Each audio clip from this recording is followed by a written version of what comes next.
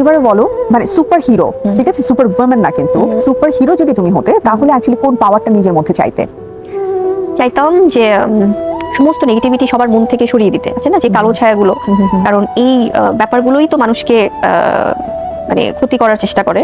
তো আমি চাইতাম যে ফুল অফ পজিটিভিটি যেন পৃথিবীতে থাকে, তো সেগুলো রিমুভ করে দেওয়ার ট্রাই করতাম যদি সুপার পাওয়ার থাকতো। তোমার যদি এমন কোনো পাওয়ার চলে আসে, লাইক তুমি সুপার হিরো হয়ে গেলে, ঠিক আছে, বাট সুপার হিরো হওয়ার পরে তোমার স্পেশাল পাওয়ার তুমি কোনটা চাইবে, যে এই স্পেশালিটিটা আমি চাই? অদৃশ্য হয়ে যেতে চাও? না, অবশ্য চাও না।